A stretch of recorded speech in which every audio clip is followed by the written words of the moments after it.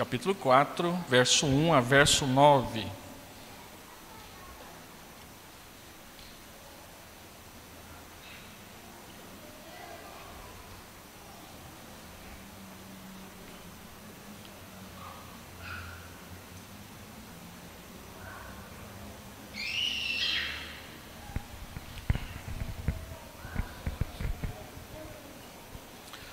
A palavra do Senhor diz assim: portanto, meus irmãos amados e muito saudosos, minha alegria e coroa, sim, amados, permanecei deste modo, firmes no Senhor. Rogo a Evódia e rogo a Sintique que pensem concordemente no Senhor. A ti, fiel companheiro de jugo, ou uma outra tradução, a ti, fiel Cisigo. Também peço que as auxilies, pois juntas esforçaram comigo no Evangelho, também com Clemente e com os demais cooperadores meus, cujos nomes se encontram no livro da vida. Alegrai-vos sempre no Senhor. Outra vez vos digo, alegrai-vos. Seja a vossa moderação conhecida de todos os homens, perto está o Senhor. Não andeis ansiosos de coisa alguma, em tudo, porém, sejam conhecidas diante de Deus as vossas petições, pela oração, pela súplica, com ações de graças, e a paz de Deus, que excede todo entendimento, guardará o vosso coração e a vossa mente em Cristo Jesus. Finalmente, irmãos, tudo que é verdadeiro, tudo que é respeitável, tudo que é justo, tudo que é puro, tudo que é amável, tudo que é de boa fama, se alguma virtude há e se algum louvor existe, seja isso que ocupe o vosso pensamento. O que também aprendestes e recebestes e ouvistes e vistes em mim, isso praticai, e o Deus da paz será convosco. Oremos. Senhor Deus, a palavra do Senhor foi lida, que a exposição dela seja fiel e que o nosso entendimento possa capturar tudo o que o Senhor quer para nós nessa noite. Ouve a nossa voz quando pedimos a tua condução para que a tua igreja sempre reconheça o cajado do Senhor através da palavra. E que o teu Espírito que habita em nós aplique no coração, na alma de cada irmão, de cada irmã, aquilo que o Senhor quer nos ensinar para as nossas vidas nessa noite. Em nome de Jesus. Amém. O cântico que nós acabamos de cantar, ele fala sobre estarmos sempre conscientes de que as nossas vidas na presença de Deus estão. Os reformadores, eles tinham uma frase em latim, ou uma expressão em latim, que eles usavam para se referir a isso, a expressão coram Deo, diante de Deus. Toda a nossa vida, ela acontece diante de Deus. Martim Lutero, ele se referia a isso de uma forma muito dramática e até mesmo pitoresca, pois ele diz que diante de Deus nós estamos em alegria e desespero, as duas coisas ao mesmo tempo. Desespero porque aquele diante de quem nós vivemos as nossas vidas é santo, é justo, é perfeito, não erra nunca e não perde nada de vista, uma vez que ele é onipresente, ele é onisciente e ele tem todo o poder para trazer a si todas as coisas. Quando nós olhamos para esse texto, um tema possível que nós poderíamos dar a ele, além do que eu coloquei aí no boletim, é a vida diante de Deus. Toda a vida diante de Deus. Na visita que Paulo recebeu de Epafrodito, estando preso em Roma, Epafrodito trouxe de Filipos e das igrejas da Macedônia ofertas e víveres para que ele pudesse se sustentar no período que ele estava ali naquela prisão.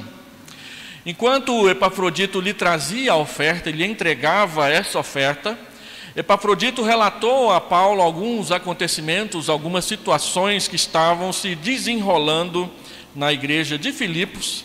Paulo então aproveita esse último parágrafo da sua carta para tratar de algumas dessas questões, e ele o faz de forma muito positiva e de forma bem leve, bem suave, na forma de conselhos curtos que ele dá para a sua igreja querida. Lembrando os irmãos que Paulo, quando responde essa carta, ele responde com muita satisfação, com muita gratidão, sempre mencionando que os irmãos estão no seu coração, que ele tem alegria em lembrar deles e que o seu desejo é de estar com eles o mais breve possível. Então, quando ele entra no capítulo 4 e inicia a sua conclusão, ele trata dessas dificuldades que estavam presentes naquela igreja, e nós vamos perceber que algumas delas também estão presentes na nossa igreja hoje em dia e até mesmo aqui na Vila Nova. Então ele elenca várias questões que parecem ser pequenas e inofensivas, mas que, se não forem tratadas, mas ficarem ali no silêncio, vão trazer descrédito ao testemunho da igreja e vão roubar-lhe a sua alegria, a sua segurança e a sua paz. Nós percebemos muitas vezes que são as pequenas questões que mais nos atormentam na vida de uma comunidade, de uma igreja local.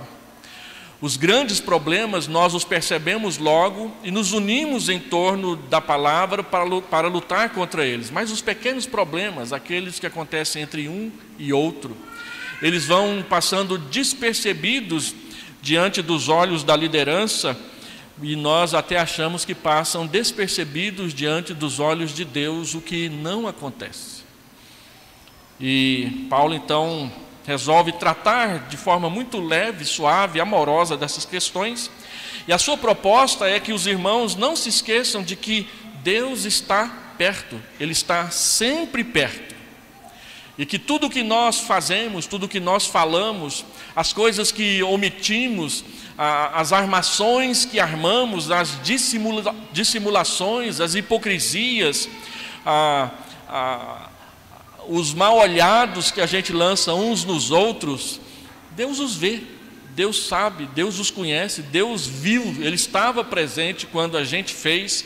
Quando você dissimula um sentimento diante de um irmão e quando ele vira as costas, você dá a banana para o irmão e você acha que ninguém viu, mas Deus viu, Deus sabe, Ele estava lá, Ele testemunhou todas as coisas. Por isso a minha proposição nessa noite é falar sobre este estar perto de Deus na perspectiva da igreja, e eu quero apresentar 3 prioridades do nosso comportamento que Paulo ressalta aqui nesse pequeno parágrafo.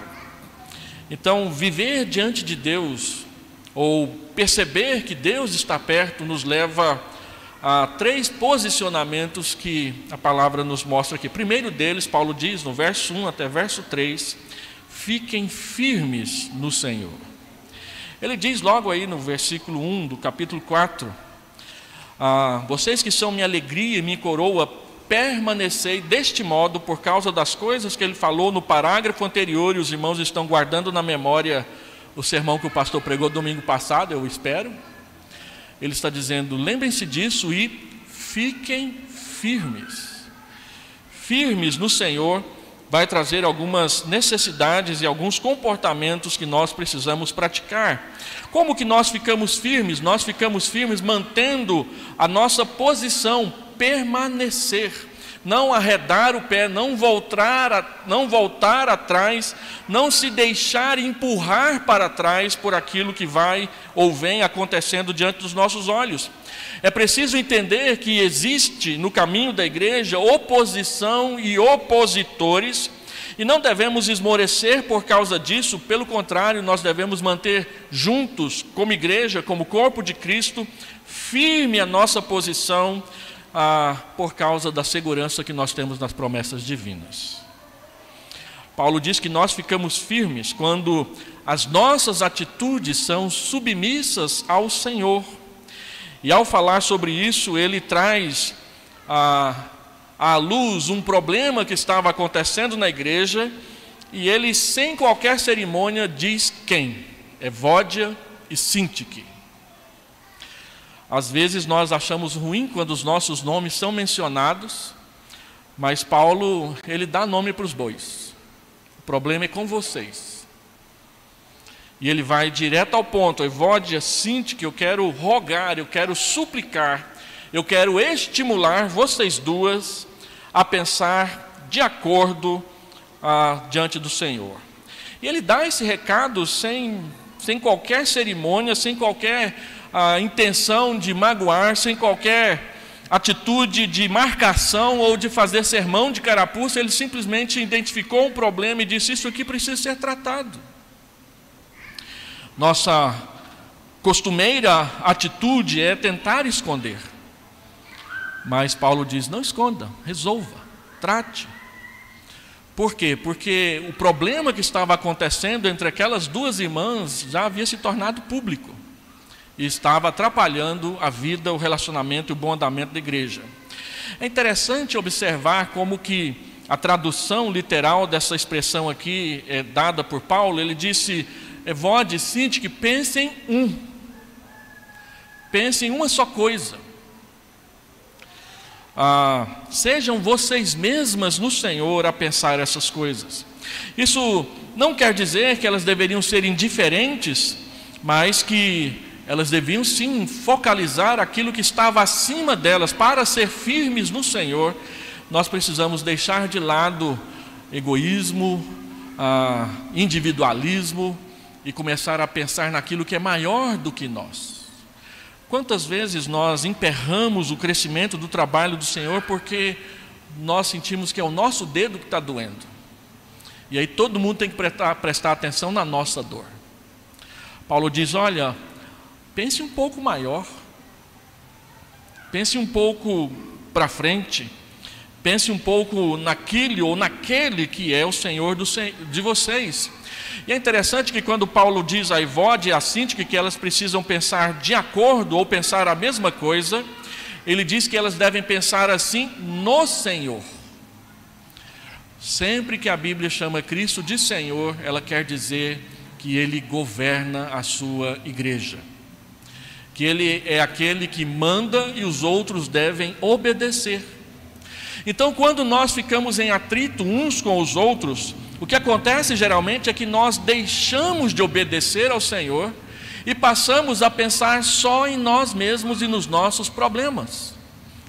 Paulo chama a atenção: não, se vocês são submissas ao Senhor, vocês vão resolver essa questão entre vocês duas em submissão ao Senhor em primeiro lugar. Desentendimentos podem surgir, mas não devem determinar o nosso comportamento. Diferenças de opinião podem surgir, mas também não devem determinar o nosso comportamento. Incompreensões podem surgir, mas também não devem formar o nosso comportamento. O nosso comportamento é sempre formado pela dependência, pela submissão e pela obediência àquele que é o nosso Senhor Jesus Cristo. Assim, imediatamente quando Paulo trata do nome de Evode e Sintique, ele coloca uma terceira pessoa no problema. Então ele diz: a ti, fiel companheiro de jugo, peço que as auxilies, porque juntas elas trabalharam no Senhor. Algumas pessoas dizem que a palavra que é traduzida aqui por companheiro de jugo, na verdade é o nome de uma pessoa. A palavra é Sísigos ou Sísigos, que era um nome próprio comum na Roma naquele período. Então, é muito possível que Paulo esteja dizendo assim: rogo a Evódia, rogo a Sintique que pensem concordemente no Senhor, e a você, fiel Sísigos, eu peço que as auxilies para que elas tenham um mediador para resolver, ajudar a resolver a questão. Então, o pedido pessoal que Paulo faz a esse seu companheiro de jugo é exatamente para que ele não deixe a coisa entre Evódia e Sintique, que Paulo não diz exatamente o que é, possa continuar crescendo, separando aquelas duas irmãs que separadas não eram úteis para a igreja, mas juntas, trabalhando juntas, eram muito úteis para a igreja do Senhor Jesus. Irmãos, quando nós somos chamados a auxiliar pessoas que estão em crise de relacionamento, pessoas que estão em dificuldade, é preciso entender que estamos sendo chamados para auxiliar os dois lados. Porque é possível praticarmos auxílios que não auxiliam, mas que são verdadeiras lenhas jogadas na fogueira. Assim, há 3 atitudes que podem nos ajudar a oferecer um auxílio que auxilia. Primeiro deles, ajudar a focalizar o esforço conjunto. Peço que as auxilies, porque juntas elas trabalharam na igreja. Focalize o trabalho positivo que elas fizeram enquanto estavam em paz uma com a outra. Não focalize o problema, não focalize a dispersão, não focalize a dificuldade. Focalize o que era bom e elas estão perdendo agora por estarem brigadas uma com a outra. Nenhum problema é resolvido sem o esforço das duas partes. Ajudar não é pôr panos quentes, nem pedir para não ligar, ou ainda, deixa que o tempo apague, cure as feridas. O tempo nunca apaga, o tempo nunca cura. Só o perdão que faz isso. Auxiliar é mostrar o lado positivo da reconciliação. Muito mais que um ato de humilhação, é um ato de restauração do que foi perdido e agora é achado de novo pelo perdão cristão, que é praticado entre duas pessoas que conhecem a Jesus e são habitadas pelo Espírito Santo.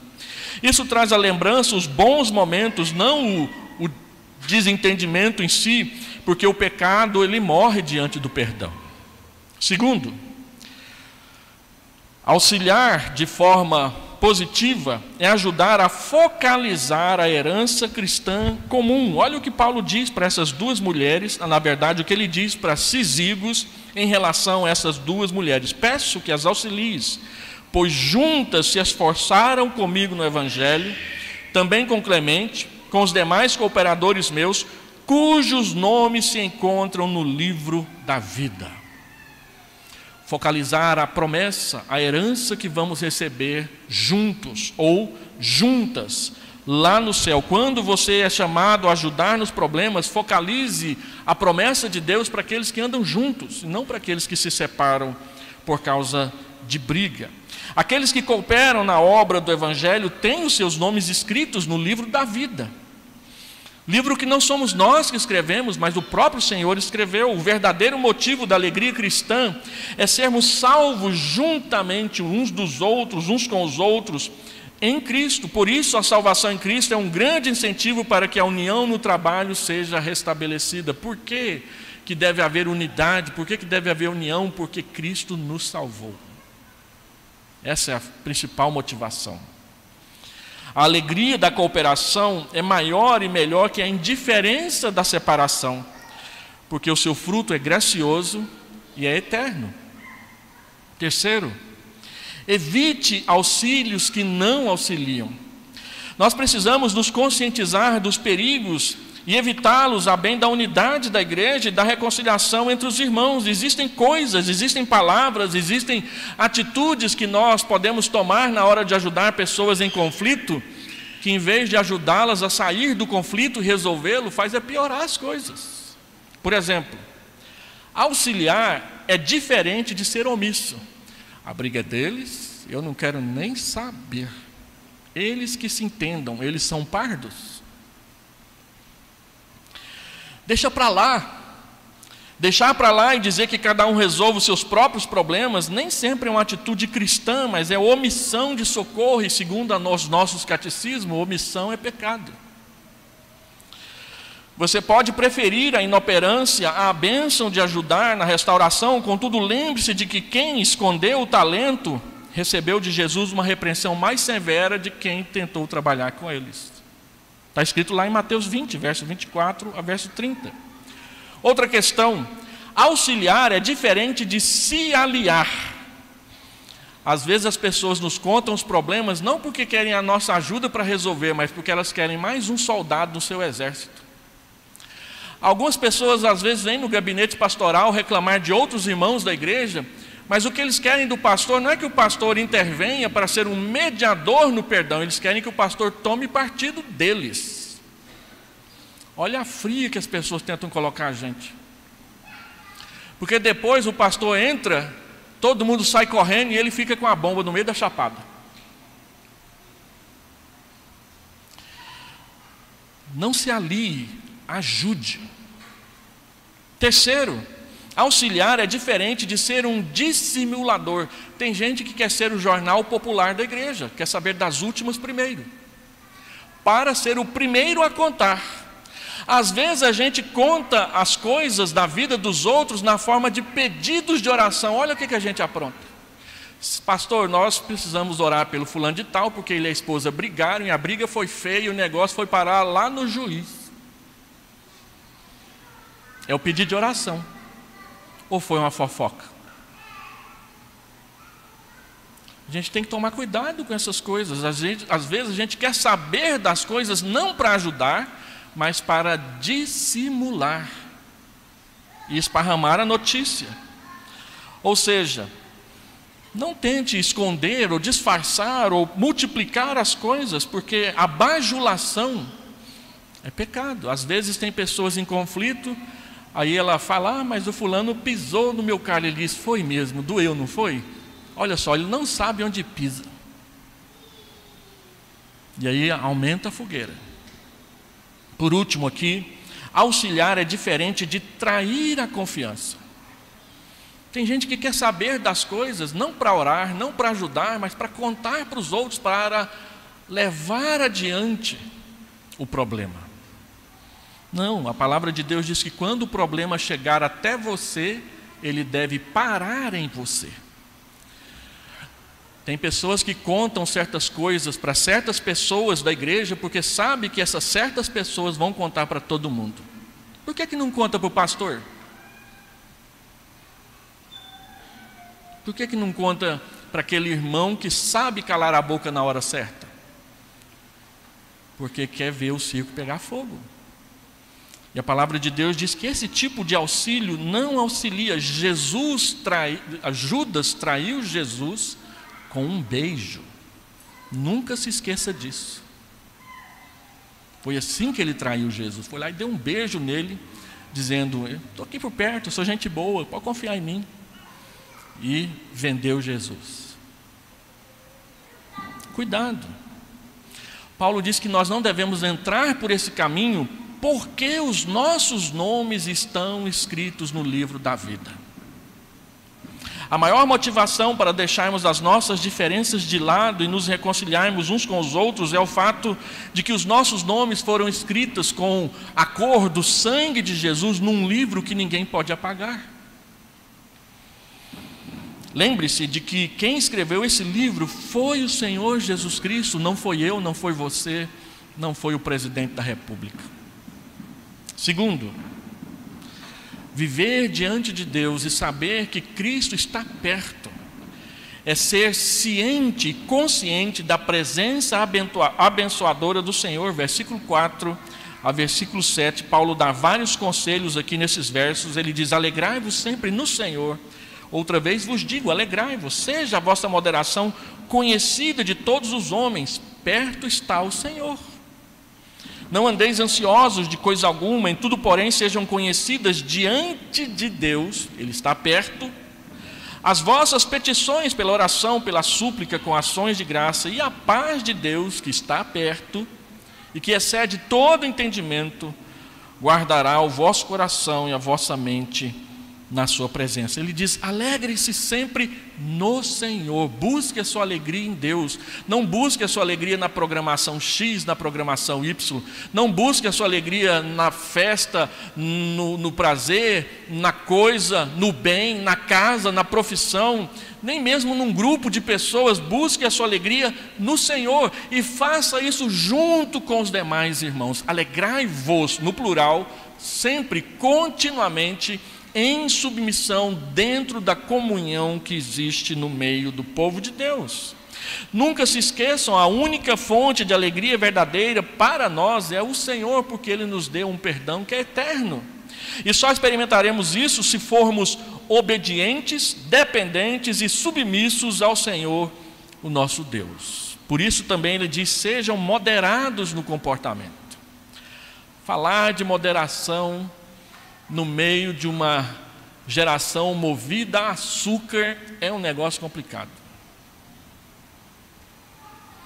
Tudo é doce, tudo é para experimentar o prazer, tudo é para viver o máximo. Viva o máximo que você puder a sua juventude. Moderação é uma virtude não desejada no nosso tempo, porque nós vivemos na época dos exageros. As pessoas casam com exagero. Tem gente que casa pulando de paraquedas, olha o exagero. As pessoas querem viver daquilo que ultrapassa o normal, do extravagante, daquilo que impressiona, chama atenção. E geralmente essas coisas custam caro, dão trabalho e mexem com muita gente. A moderação nos livra de muita dor de cabeça e confusão. Moderação é fazer as coisas na medida certa, é pensar antes de fazer, é não gastar demais, é não economizar demais, é não falar demais, é não falar de menos, é falar na medida certa, é fazer na medida certa, é agir do jeito certo. E a palavra de Deus diz que a nossa moderação deve ser conhecida das pessoas, não a nossa extravagância, não o nosso exagero. O que deve ser conhecido dos cristãos é o quanto eles são equilibrados, pois é isso que quer dizer a palavra moderação no contexto do Novo Testamento. Por que devemos ser moderados? A razão está explícita aí no texto: perto está o Senhor. Lembra aquela criança que quando ela vai pegar, ela faz aquela cara de sapeca para você e você fala assim, não mexe. E ela chega mais perto e olha para você de novo com a cara mais sapeca ainda. Você diz, não mexe. Aí quando você diz, não mexe, menino. Tem criança aí que quando o pai olha assim, ele vira estátua. Só falta cantar a música da mulher de Ló. Por quê? Tem criança que perto do pai é um santinho, mas no acampamento, no retiro, na sala de escola dominical, ainda bem que hoje os professores tiram foto de tudo, a gente pode provar tudo, mas na presença do pai é o santo do pau oco, não é? A Bíblia diz que nós devemos ser moderados porque Deus está perto. O papai do céu está olhando, o papai do céu está vendo, o papai do céu está presente. Assim como nós devemos nos comportar com Deus e nós queremos que nossos filhos comportem-se conosco. Nós devemos ser moderados, nós devemos ser equilibrados, nós devemos ser lúcidos, nós devemos ser sensatos, porque o nosso Deus está com a gente, Ele está perto. É por isso que Lutero diz que viver na presença de Deus é uma experiência de alegria e desespero. Desespero porque a sua santidade está ali o tempo todo, a sua justiça está ali o tempo todo. Agora é uma experiência de alegria porque assim que como o seu filho às vezes exagera, erra e cai de cabeça e você segura antes dele cair no chão, Deus também faz isso com a gente muitas vezes. Ele nos impede de machucar, Ele nos impede de cair, Ele nos impede de passarmos dos limites.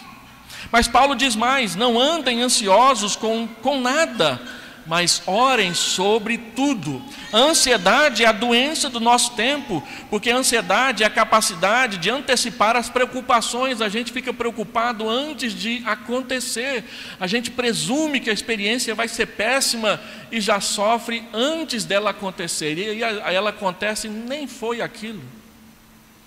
Mas aí a gente já foi no médico antes da coisa acontecer. A ansiedade, ela antecipa as coisas porque a gente presume. Não aconteceu nada, mas a gente acha que vai acontecer.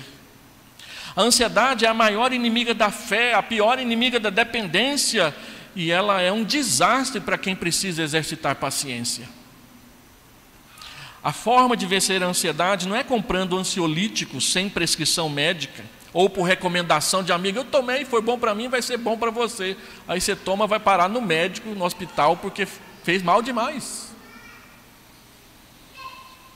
Não. O remédio bíblico para a ansiedade é um negócio que a gente ouve falar muito, mas pratica pouco: oração. Seja conhecida diante de Deus as vossas súplicas, os vossos problemas, as suas dificuldades, as suas lutas, as suas dores, as suas enfermidades, os seus medos, as suas ansiedades, lançando sobre Ele toda a vossa ansiedade, diz Pedro lá no capítulo 5, verso 6, porque Ele tem cuidado de vós. É orando, suplicando a Deus por misericórdia, perdão e sensatez, que a nossa ansiedade diminui e a gente descansa melhor durante a noite. Aprenda a orar, aprenda a falar com Deus, aprenda a parar de ficar andando de um lado para o outro, dando soco na parede, batendo a cabeça na parede. Ore, ajoelhe, fale com Deus, diga para Ele o que está acontecendo. Ele prometeu te ouvir e te ajudar. E terceiro e último, cultivem mentes sadias em Cristo. Versículo 8, versículo 9, a palavra diz que nós devemos praticar essas coisas e elas devem ocupar os nossos pensamentos. Tudo que é verdadeiro, tudo que é respeitável, tudo que é justo, tudo que é puro, tudo que é amável, tudo que é de boa fama, se alguma virtude há, se algum louvor existe, seja isso que ocupe o vosso pensamento. A palavra traduzida por pensamento aqui é a palavra logizomai, da onde vem a palavra lógico. É diferente da palavra que Paulo usou no caso de Evódia e Sintique, quando diz que elas devem pensar concordemente. A palavra pensar ali é a palavra-chave do livro de Filipenses, que é a palavra phronein, que quer dizer atitude. Atitude prática, aquilo que você pensa, resolve e faz. Pensem concordemente no Senhor, é que as suas atitudes sejam marcadas pela unidade, não pela dificuldade, a separação, a intriga uns com os outros. Agora, aqui no versículo 8, no versículo 9, pensamento não é atitude. Pensamento aqui é isso que ocupa a nossa mente. Os nossos raciocínios tem a ver com as razões, tem a ver com as soluções, as contas matemáticas que a gente faz para poder resolver os problemas. Então, ele está dizendo que nós devemos, que o nosso pensamento, que a nossa capacidade de avaliar, que a nossa capacidade de somar, pesar as razões e deliberar, sejam ocupadas por essas virtudes. Não é simplesmente uma atitude ou um sentimento, mas as razões, os motivos, a forma de enxergar, de entender os fatos, a lógica da coisa, o raciocínio dos fatos. E o que é que então deve ocupar a nossa lógica, o nosso raciocínio, o nosso jeito de pensar para encontrar soluções para as nossas dificuldades? Ele diz, tudo o que é verdadeiro, a verdade deve povoar os nossos pensamentos, não a mentira, não a malícia, não a traição, mas a verdade. Tudo que é respeitável, uma palavra que significa aquilo que é digno de honra, aquilo que tem valor e que você deve pagar por ele. Isso deve ocupar o seu pensamento, o seu raciocínio, o seu jeito de entender as coisas. Tudo o que é justo, a palavra dikaios, tudo aquilo que tem a ver com o direito, aquilo que as pessoas devem receber. Justiça, segundo a Bíblia, não é nós darmos a mesma oportunidade para todas as pessoas. Justiça é dar a cada um que ele merece. Tudo aquilo que tem a ver com o merecimento, com o que é correto, isso deve ocupar o nosso pensamento, o nosso raciocínio. Tudo o que é puro, a palavra traduzida por puro aqui é a palavra hagnos, tudo o que é santo. Tudo o que tem a ver com estar longe do pecado, tudo que tem a ver com pureza, com santidade, tudo que tem a ver com o Espírito Santo, isso deve ocupar o nosso pensamento. Tudo que é amável, a palavra amável aqui não é agapau, que é o amor sacrificial, mas é a palavra filéu, que é o amor de amigo.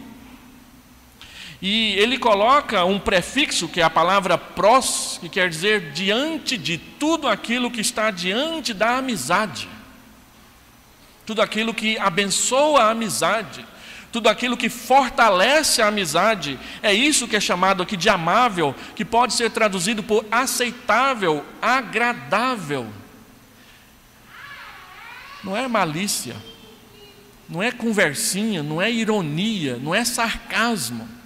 É aquilo que é amável, que deve ocupar o nosso raciocínio. Tudo aquilo que é de boa fama. A palavra boa fama é uma palavra que quem gosta de português usa muito. A palavra eufemos, da onde veio o termo eufemismo. Eufemismo é quando você abranda a ideia. É quando você usa uma palavra mais aceitável para descrever algo que não é tão bom assim. É um eufemismo, é um abrandamento da coisa. Tudo que é de boa fama, aquilo que não traz má fama, mas aquilo que traz boa fama, aquilo que abranda os sentimentos, seja isso que ocupe, aquilo que soa bem, aquilo que ameniza o momento. Já viu quando às vezes a gente está num momento tenso e chega uma pessoa e traz uma palavra amável, a coisa fica boa? É isso que deve ocupar o nosso pensamento, não é ir lá e pôr fogo na fogueira. Lá no seminário, às vezes a gente fala uma coisa e todo mundo fala assim, vixe. Aí eu fico perguntando, por que vocês falaram vixe? Eu só disse para ele um negócio. Vixe, de novo. Parece que tudo vai dar ruim no final.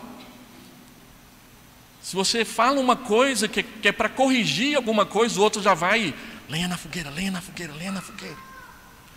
Cuidado, isso não tem boa fama, isso tem má fama. Você é um instigador do mal e não um abençoador com o bem.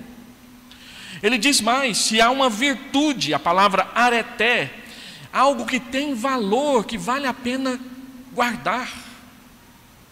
Tudo que você fala vale a pena guardar ou é só conversa fiada para jogar fora? Tudo que tem louvor é painos, tudo aquilo que é digno de aprovação, aquilo que é recomendável, aquilo que é digno de honra, seja isso que ocupe o vosso raciocínio. Paulo não está falando aqui de atitude, ele está falando daquilo que enche a sua mente e que povoa as suas palavras. A gente fala aquilo que o nosso coração está cheio. Se o nosso coração está cheio de malícia, é malícia que a gente vai falar. Se o nosso coração está cheio de palavrões, são palavrões que a gente vai falar. Se a nossa mente está cheia de desconfiança, são palavras de desconfiança que a gente vai falar. Mas se a nossa mente é povoada das coisas de Deus, são as coisas de Deus que a gente vai falar. Eu fui pastor de um jovem que ele tinha uma mente inquieta e ele tinha muita dificuldade de crer nas coisas que a Bíblia falava. E aí eu fui pastorear aquela igreja, foi minha primeira igreja. E ele vinha conversar comigo com um monte de perguntas. A maioria não sabia nem responder. Mas tudo que a gente respondia, a gente falava, Deus isso, Deus aquilo. A palavra de Deus diz assim, a palavra de Deus fala aquilo. Às vezes ele saía com aquela cara assim ruim, de que não foi isso que eu queria ouvir não. Mas às vezes ele ia embora para casa pensativo, dizendo assim, faz sentido, faz sentido, faz sentido. As coisas foram fazendo sentido, ele vinha no meu gabinete, vinha de novo, vinha outra vez. Ele vinha a qualquer hora, ele vinha qualquer de jeito. Às vezes ele vinha só de chinela havaiana e calção vermelho, com a barriguinha dele de fora. E ele aparecia. Às vezes eu estava fazendo visita de bicicleta do outro lado da cidade, lá ia ele com o calçãozinho vermelho dele, sem camisa e chinela havaiana, andando lá, pensativo nas coisas que ele só ficava pensando o tempo todo. Mas um dia ele chegou para mim e disse assim, eu quero fazer profissão de fé. Eu quero ser membro da igreja. E no dia do exame do conselho, terça-feira tem exame do conselho, guarda bem essa data. No dia do exame do conselho nós perguntamos, por que você quer ser membro da igreja? E ele disse, esse pastor não para de falar de Deus. Eu pergunto as coisas para ele, ele fala, Deus isso, Deus aquilo de novo. E eu comecei a pensar assim, por que ele fala tanto em Deus, meu Deus do céu? E aí eu comecei a querer saber quem é esse Deus. E ele veio até mim e mudou minha vida. É por isso que eu quero ser membro dessa igreja. Talvez você não saiba todas as coisas, mas você conhece Deus. Você sabe o que Deus fez na sua vida, o que Ele está fazendo na sua vida. Conte isso para o seu filho, conte isso para o seu pai, conte isso para o seu irmão. Conte isso para o seu colega de trabalho. especialmente aqueles que estão cheios de dúvidas, cheios de dificuldade de entender as coisas. Você vai ver que talvez no começo ele fale mal de você, ele reclame de você, ele até xingue você. Mas depois ele começa a falar assim: faz sentido, faz sentido, faz sentido. De tanto fazer sentido, ele entrega a vida para Jesus. Seja isso que ocupe o vosso pensamento. Deixa eu terminar o sermão. 3 divisões, 3 aplicações, já aprenderam, né? Primeira, o texto fala de ficar firmes. Ficar firme é manter posição, é não abrir mão do que você crê, do que você acredita, é não deixar aquilo que é bom por causa de motivos pessoais, motivos menores, motivos egoístas. Quantas bênçãos a gente perde por causa de puro egoísmo da nossa parte? Porque a gente abandonou a posição, a gente deixou de crer naquilo que a palavra de Deus ensinava e tentou substituir por algo que não valia a pena.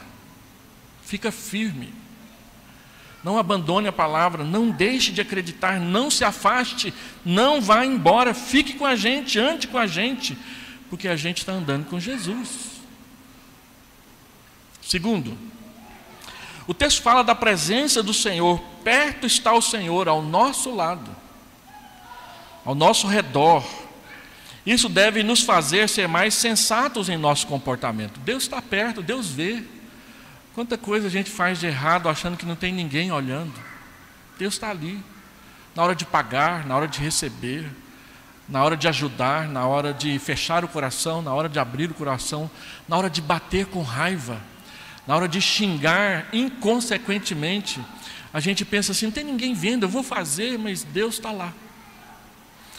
José não foi para a cama com aquela mulher porque ele disse: como que eu posso pecar contra Deus? Ele nem pensou no Potifar, ele pensou em Deus.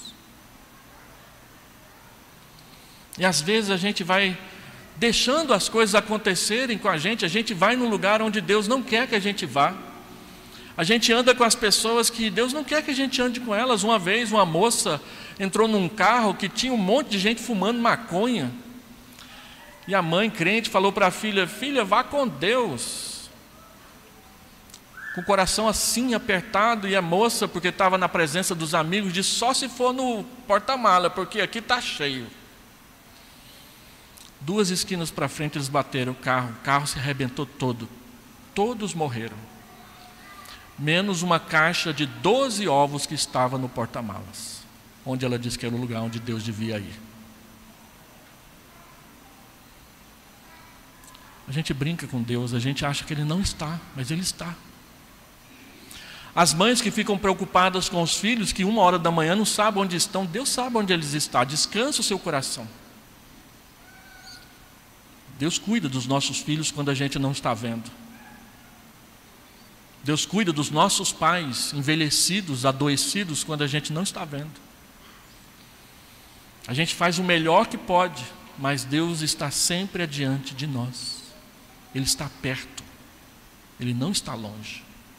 Ele está perto, isso dá medo, mas Ele está perto, isso dá segurança. Lembra da Lúcia no Príncipe Caspian? Não tem cena mais linda do que aquela.